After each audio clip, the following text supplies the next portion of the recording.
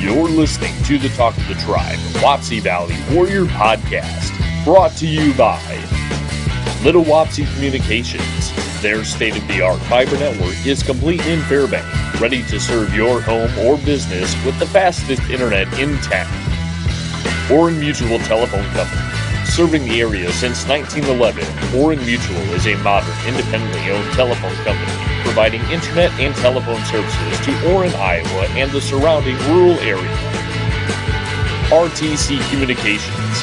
They are here to provide high-quality, superior service to you, the customer, by offering great customer service and the services you want and need to work and stay connected with family and friends. This is the Talk of the Tribe podcast, coming to you from the center of Warrior Country. Here are your hosts, Zach Boevers and Ryker Oberle. Alrighty, welcome into episode 24 of the Talk of the Tribe podcast. I am your host, Zach Boevers, joined today by my co-host, Ryker Oberle. How are we? Dude, I'm good. I had a good day. I'm finally back from Dallas, so that's sure something. By the way, we'll talk about this for like 30 seconds. But how was the Dallas trip? It was nice. It was really fun. We watched the Seahawks lose, but we actually played really well. We have the 49ers coming up, but we also went to the stockyard and we saw a bunch of Longhorns. After that, we went to like a party of some sort, and we had this really nice Airbnb, and I had a really nice bed, and the pillows were like super soft, and it was a fun time going there and coming back. All the things you do in Dallas. But hey, welcome back. We're back. I don't think we're going on any trips anytime soon. None of we know of. I hope not, because I am sick and tired of leaving the state of Iowa. But this is what it is. But it is what it is. Welcome back to the Talk of the Tribe podcast. I know that you guys haven't really felt that because we've been doing weekly uploads. Yeah. Because we did one before you left, we did one before I left, but it feels like it's been an eternity for us. It has been a while since we recorded. And I will say, I guess it has been over a week because we're recording this on a Thursday. And Is today Thursday? Today's Thursday, yeah. Really? Oh, I guess I wasn't here Monday, and then we did have school Wednesday, so I guess it is Thursday. Yeah, so we are back. We had a lot of stuff happen over the last week. Opening night for boys and girls basketball, as well as they also had a second game on Friday, and then the Wapsie Valley Wrestlers took the mat on Thursday to take on Jesup and Makoko Valley. So we're not gonna waste much time. We got stuff to do. I got to go to Denver tonight. Ryker's got to go home. Yep.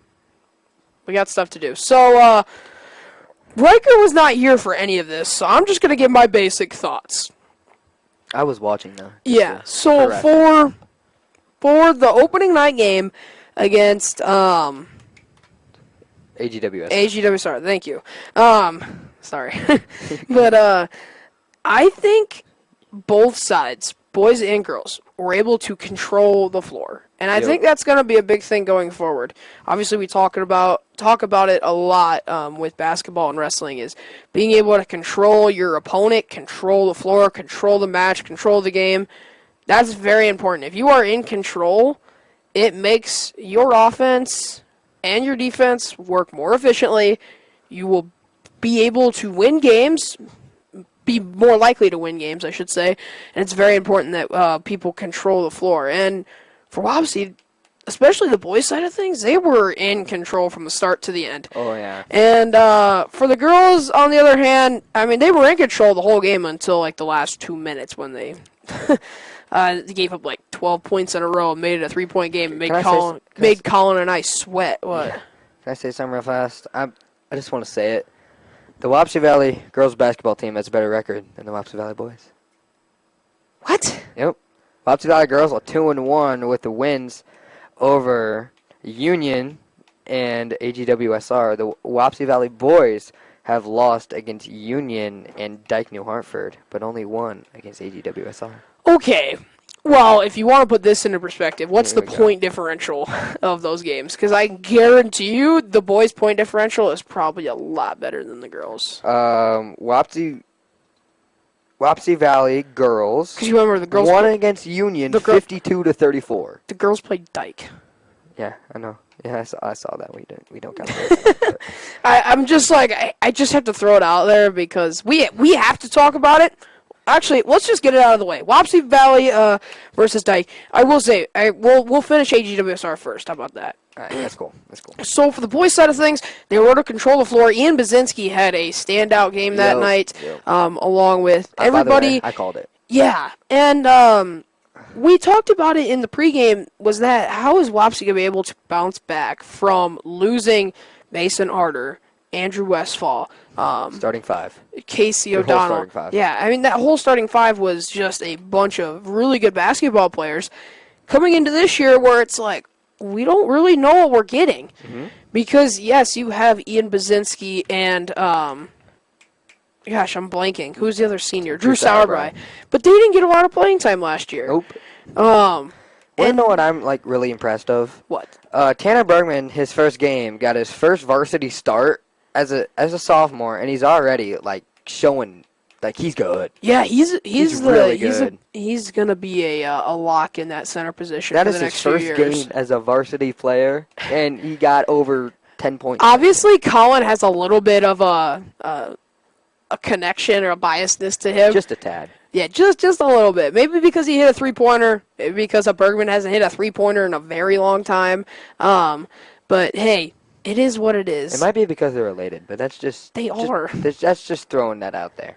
But for both of them, and for the entire boys team in general, this was a very need-win game. That opening night game, you had to win that if you're Marty McCowan, because if you didn't, it was going to be like, oh, geez, we're in for the long haul. But getting that win really pushed things forward, and even though you took a loss to Dyke, you were still on that thinking, that mindset of being like, hey, we can hang around with these teams that are very good, because you got to remember, Dyke's a class above us. Yep. In boys basketball, not Still girls, in our but conference. boys. Like, what the heck? Yeah, the conference, I've said this before, and I will say it again, the conference deal is the dumbest setup of a set of teams that I have seen in a while. If Wapsie Valley decided to move to Des Moines right in the middle, I guarantee we'd have to play with Southeast Polk and like Ankeny. Yeah, everybody. Ankeny Centennial, Des Moines Valley, like 5A schools, but they're still in our conference. You gotta play them. They're in our conference. I feel so bad for any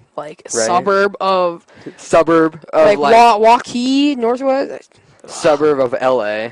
Yeah, you're just dead. No, you just have no chance of winning any games in your conference. But hey, we talked about it before, and I think we have both voiced our opinion on this whole conference deal, and that is the fact that with these new conferences that we've had in place for a little while, they're still relatively in their native years, but they're still in their young years. But the organization of these conferences. Now, I am all for here we go. Not playing somebody who is in your conference that is like an hour away. I'm okay with that, or an hour and a half away. What I'm not okay for is people like Wapsie Valley playing teams like Dyke, who are a class above, who are for some reason in our conference. It makes no sense. Yeah, you should break it down from what class you're in, and then break it down from your location. Because for a team like Dyke, who will play AP, who will play Union, like who plays us, who plays Jesup, who plays O-line, you're going to have a variety of different classes, but they're all still in the same location, which doesn't make sense. NICL, listen up. Yeah, listen to us. But anyways, for the girls' side of things, probably need to learn how to close games. That was oh my gosh. It was a heart racer. That was a sweat. That was a heart racer is a great example for that. And I think something that is going to need be going forward is being able to close those games when you have a lead going into the fourth quarter and you have a commanding lead going into like the last 2 minutes of the fourth quarter. Being able to shut it down is very important and not getting too far ahead of yourself. And even though they won, and I will say a win is a win, but need to be able to better close out games. Now, moving on to Dyke, and this was, for Wapsie fans, we were on a high from that 2-0 start with the wins over AGWSR, and we kind of figured going into Dyke that this was going to be a little tougher. Obviously, the girls were massive underdogs, and, I mean, you just got to tip your hat to Dyke. I mean, they have a incredible amount of athletes on that Dyke team. With that, especially the girls' side of things, they have incredible athletes over there at Dyke. Ryker, did you watch that? The Dyke game? Yeah. That was Thursday, I believe, right? Thursday, Friday? Friday. Friday, well, I was, doing my own thing in Dallas. I don't think I got home on Friday till Saturday, if that makes sense. Like, I got home at, 1:30. Okay. Well, if anything, I'll just put it really quick. We expected this. I don't think, if you're any Wapsie fan, you just got to sit there and say, yeah, it's kind of like, whatever. We know that how athletic Dyke is. Now, the girls were in that game for most of it. Yeah. And even though the score was 59-18 or something, it was an absolute blowout. It was a better game than what the score was. Perfect. And that was because the Wapsie Valley defense really showed up in the second half. If they could have played the type of defense they played in the second half that they did in the first half, wait, I have that backwards. Yeah, we know what you said. Yeah, if they could have played the type of defense the first half that they played in the second half, this would have been a lot closer game than what it was. And part of that is being a really defensive on the perimeter.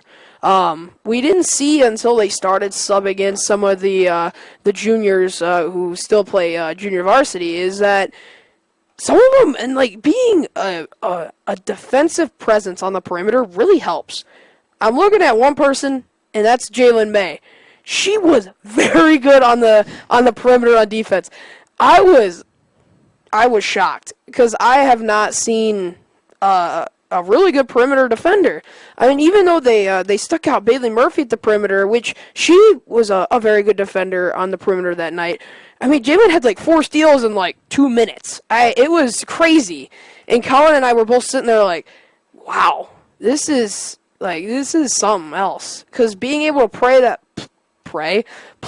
perimeter defense is very important to kind of force turnovers and make that offense not really work. Hold up. What are you looking at? This is nuts. I hate to sort of change the subject here. We're still on basketball. But Briggs Bamey is averaging 15 points a game with 45 points already on the season. What do you want from him? He's good. He's wow. good. He's a sniper. Tanner Bergman averages 10 with 30. What does Baczynski average? 6.3 with 19 points on the season.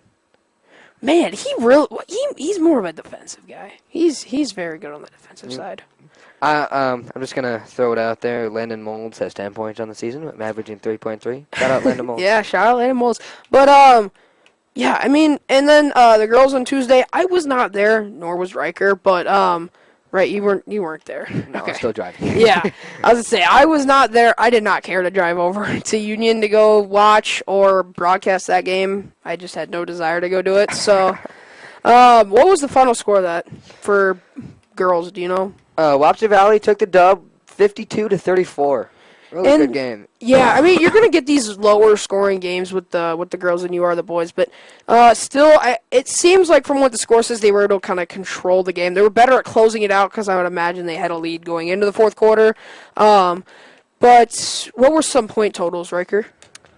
I don't think Varsity Bound has those in. Oh, great. Good job, Blake. But anyways, Blake, do you not know that? I did not know that. Blake puts our stats. Yeah, you can blame it on him. Bound. Well, hopefully he is not watching this. Otherwise, he might. He's probably watching this, let's be honest. He might just walk in and just slap me across the face. But hey. Or he could be listening through the door. I hope not. Otherwise, I just fumbled. But, anyways, moving on to the boys' side of things. They played a absolute fantastic game on last Tuesday? Yeah, against AGWSR. They were able to control the entire game. I mean, that's just the story of that. They were able to really control from start to finish. Ryker, what do you got? Well, Wapsie Valley against Union. I mean, we both know none of us were there. But yeah. You can just tell by the score. I'm talking about AGWSR. I think you're talking about Union for. That was like 2 conversations ago. It's okay. We can talk about AGWSR. I said we're circling back to AGWSR. What do you even pay attention in these conversations? Every once in a while. So Briggs Bamey was the leading scorer with 18 points, followed by Tanner Bergman and Ian Baczynski, both at 14. Hey, I mean, when you score 62, you got to have some contributions from somewhere. By the way, Tanner Bergman on the season has 14 blocks. What? Bro's an actual brick wall. What? This guy is averaging, like, what's 14 divided by 3? That's got to be over 4 blocks a game. I don't know, but I know that there's not a constant of proportionality, so I'm out of this one. Yeah. Yeah, but Tanner Bergman is averaging over 4 blocks a game. God, that is insane. Hey, next game. Yes? Our next game is Denver tomorrow. The 1-2 Warriors going up against the 2-2 Denver Cyclones at the Valley. Yeah. Be there. We're gonna talk about it later in the show, but hey, moving on, we talked about the Union game. Ryker touched on it just a little bit. We're gonna talk about Dyke for a second. It was just back and forth. I mean, Dyke could not miss a shot. I was watching that, and as I was broadcasting it, I'm like, man, they could not miss. Wapsie tried everything in the book to try to stop their offensive attack, and it was just not working. But I do want to talk about somebody, and that is Jaden Greasy. His defensive presence down in the center position, he might not be as tall as Tanner Bergman, but he was able to hold it down in the paint for the Warriors, and that really helps in a time where, Tanner Bergman is not going to be able to run the floor the whole game, so you need somebody there, because when we had Mason Harder, he was on the floor the entire game. Yeah, he never came off the field. Yeah, so the field, floor, the court, same. The court. Yeah. There you go. Bases. But, Bases. for Jane Greasy and for especially Marty McCown to have the diversity at the center position will really help down the stretch. So, and scoring points-wise, I mean, we did all we could. I mean, like I said, Dyke just couldn't miss. But then in the Union game, oh boy, Ryker, I was not there, none of us were there, so we don't really know what's going on. I try to go to as many as I can, but sometimes I just can't go. Yep. What did you have there? 62-35, right? Yep. I mean, you're just looking at it. No way. What? Oh, this is kind of off topic, but Union High School is like across the street from Casey's. And? No, I'm just saying. Like, Casey's is so good. Oh my God. I am not morning. doing this. No. You had it this morning. You live in Reedland. No, I had an orthodontist this morning in Waverly. When did you have that this morning? I was there this morning. Like at 7 o'clock. I was there. Where? When? Like at 7:30. Dude, how does like everybody have orthodontist today? Because Kitten went like in the middle of 7th hour. On the other side, on the Union game. Yeah, back to topics here. But you're looking at it, and you're looking at Union, and I think what's their record? 3-1? 3-1. 3-1, yeah. So a very good team. I believe they're a class above us as well. Yep. So obviously going up against these upper class opponents like usual, because conferences don't make any sense. Whoop-de-doo. But hey. Whoop-de-doo. You did what you could. Union just seemed to control the game there. Wapsie really not being able to get their offense going. So we're looking forward to tomorrow. Wapsie High will take on Denver at home. Cyclones come to the Valley to take on the Warriors. Ryker, what are you looking forward to? Well, it's against Denver, so I'm going to keep it neutral here. We can say what we want. As much as I can. But on the Denver side, it looks like Logan Beatty and Eli Ricketts, both seniors, are really their stars. Beatty has 32 points on the season, averaging 8 points a game. And Ricketts has 74 points on the season and averaging 18.5 points a game. Yeah, so very, it's kind of Dyke-like. They had two really good guys, and, everybody else is just kind of playing that role. Screen and roll. Pick and roll. Pick and roll. Screen and roll? Jeez. Well, I was thinking of like... Screen roll. Screen and roll. Screen roll? No. Pick and roll. Come on. You play basketball. Yeah, I'm not very good at it, but I do play. I do play. Ride the bench. No. Hey, somebody's got to do it. I was that way when I played basketball. For the 1 year I played I rode the bench, man. I don't anymore. I don't think I ever did. I was a football player playing basketball. That's who I was as a Really, kid. my job is just rebound and pass it back out for another 3. Rebound. Rebounds. You had like Charles Barkley. I guarantee I had like a double-double every game. It's just rebounds and assists because I just throw it out the whole time. But looking forward to that game tomorrow. Obviously, Colin and I will be on the call for that, for the boys' game anyway. Tomorrow? I believe you are doing the girls with Colin. I don't know the plan yet, but I believe that is the plan. You will be doing with Colin with the girls, and I will be doing Colin for the boys. Didn't know that. I don't know. That's what Blake told me. Gotcha. We just roll with the flow. We listen to our boss, which is Blake. We just listen to him and we just roll with the flow. But hey, every once in a while, none of us know what we're doing, but that's why we just go with it. Yeah. And moving on, we're going to get to the wrestling part of this show, and this is where Ryker kind of just taps out. But hey, Wapsie took on Jesup and Oline. No, not Oline. Jesup and Maquoketa Valley last Thursday night, and I was honestly really shocked at that duel with Jesup. And I'm going to cut to the chase. Obviously, Maquoketa Valley had a lot of open weights. That's kind of an excuse. You're going to beat a team that gives you 36 points at duel 8. You're just going to. It'd be really hard to lose that. But, hey, we're going to move into the Wapsie-Jesup duel because that is the only thing I could care about. And that Wapsie-Jesup duel was a good duel, but it had a little bit of a head-scratching moment at the end. And I'm gonna talk about this right here, and I said it on the broadcast as well.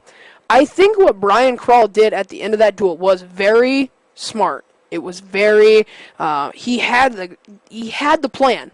It just didn't work, and he tried to kind of move his lineup around because you had to know that Wapsie having an open weight at 120 was gonna hurt him. And we say that all the time. And that reason is because open weights in wrestling will kill you. Mainly because you're giving a team a free 6 points. You're starting out 6 in the hole. And that is never gonna work if you're facing a team that has an entirely full lineup plus a bunch of ranked wrestlers. Jesup is a very good wrestling team. I believe that Wapsie should have been or is able to beat them. But when you have an open weight, you're not going to beat them because you're starting 6 in the hole facing a team that has given you a run for your money the last few years. And Jesup has not, had a good share of success against Wapsie Valley, and neither really is anybody else.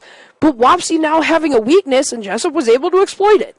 For our English-speaking friends, Zach said that Jesup is not as good as Wapsie Valley, but because Wapsie Valley is able to beat them, but Wapsie Valley has to have a full lineup for them to beat them. Great summary. Thank you. Alrighty, looking into tonight. Tonight, Wapsie will take on Denver and Oline, and I'm going to give you a little bit of a preview here. Wapsie Valley, Oline. Denver Oline, I'm not really looking forward into much. I think Wapsie and Denver are kind of just going to roll through that like they did last year. I still don't think Oline has a very full lineup. I can be wrong. I probably am wrong, but I don't know. Last year, I'm basing this kind of off of last year. Wapsie and Denver really just able to roll right through Oline because Oline didn't have a full lineup. But I'm looking forward to seeing if if Coach Krall has this lineup figured out. If they have a guy at 120. We've known this for the last few years. That spot has been filled mainly because of the fact that Dawson Schmidt was there. Now, he didn't wrestle 120. I believe he wrestled 126, but that allowed somebody else to kind of move down and cut some weight to get to that weight. But I'm interested in this Wapsie-Denver duel, and mainly because I think this is going to come down to who wins those coin flip matches. Obviously, the wrestlers who are ranked should be able to win, and they probably will. But those coin flip matches, and I'm looking at the front part of this lineup with guys like Caden Belinsky, Landon Frost, Brody Kleitch. They're all coming off Chris Davis invite champions there. Maybe I don't think Landon Frost won the Chris Davis, but I know Belinsky and Kleitch did, Brody Kleitch. And I'm looking at them. Was that one tournament that I saw on Instagram? Yeah, it was over the weekend. I saw Kanan Decker won. Garrett Miller. Derek Hilsenbeck? Well, why don't we go check our good friend Yeah, Goodall? Get all guys there. Check him out. By the way, while Ryker's checking his phone, I got to give a shout out really quick. I'm sorry I didn't say this early in the episode. What is Up podcast? Bubba Seeman has done a great job over there. He's given us a lot of love, and we have not been able to dish it back. But, hey, we're going to try. Go listen to his podcast. He had an episode release 2 days ago, I believe. It is really great. I was listening to it this morning on my drive here, and it's a great study hall. Very good. Very good episode. But go check him out. have our winners here is Kane Belinsky. By the way, go buy his merch. He's got some merch now. Yeah, he's got merch now. We gotta buy some merch. We gotta get some. But we got Kane Belinsky and Brody Kleitch, Dallas Tissue. Oh, I forgot about him. Easton Crawl, Kanan Decker, and Garrett Miller. Oh, wow. Okay. Got 6 of them. Nice. Yeah, 6 out of 14. That's pretty good. In my book. For sure. But, when you're looking at that, and I was looking at that saying, okay, well, we should have 6 wins in this duel. But you never know. I really don't know Denver's lineup that well. I know there's some guys in there that have given us some troubles in the past, and I expect those matches to be close. But I think it's going to come down to 2 things. If Wapsie has an open weight, that's going to hurt him a lot. And who is going to win these coin flip matches in those matches that you really don't know who's gonna win what? That's gonna play a big factor in tonight. And finally, we have 2 segments today. We're gonna start with the first one. We're gonna go to screen time. I haven't told Ryker yet, but I got a new segment that he's probably gonna really like. Okay. Should we do the athlete of the week because it's back? Oh, sorry. We got 3 segments now. We had the athlete of the week. Ladies and gentlemen, the talk of the tribe, athlete of the week. Wait, do I not get a say in this? Well, I think it's pretty obvious. Okay, go for it. The talk of the tribe, athlete of the week, sophomore, Wapsie Valley boys basketball team. Ladies and gentlemen, Briggs Bamey. Really? Oh, yeah, easy. What? Who do you think? Tanner Bergman. Well, I mean, Bamey has more points. This guy's averaging 4 blocks a game. Well, I mean... Who does that? Bamey's averaging, 3 assists, 2 rebounds. Oh, my gosh. 18 points. All right, whatever. Sorry, Tanner. Tanner's going to yell at me. I guarantee he will have it, 8 of them by the end of the season. Tanner's going to yell at me in biology tomorrow. He's just going to scream at me. Well, I mean, if you're listening to Tanner Bergman, shout out to you. Yeah. All right, what do you got? Oh, man. I mean, what was I doing yesterday? Do I even know? What was I doing yesterday? You don't even know. Okay, I'll say mine. 3 hours and 53 minutes for me. So there you go. 3 hours and 53. What do you got? Hopefully I win. I haven't won in a little bit. Yes, you have. When did I win? The last episode when I set the record. Oh, well, no, because Marty beat me. Oh, yeah. Yep. Was Marty the last episode?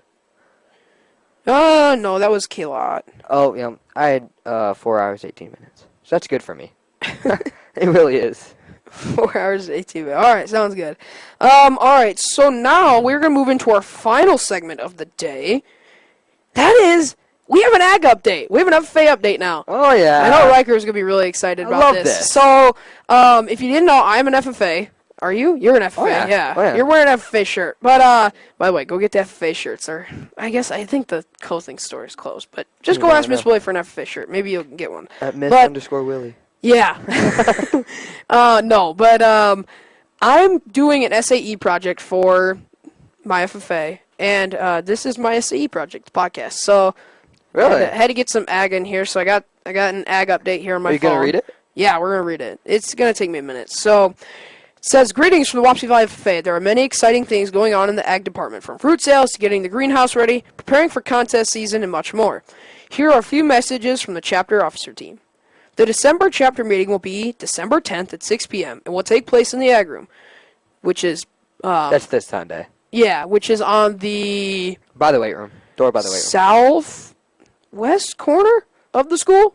Something like that, yeah. Southeast corner of the school. There we go. Southeast corner of the school. During this meeting, we will recognize our Discovery, Green Hand, and Chapter degree recipients, which is levels of degree based on class. So, Discovery is junior high, Green Hand is freshman, and then I believe Chapter is sophomore. That makes me a Discovery. Yep. Sure. You have to fill up an application. Did you? Wonderful. I said, did you?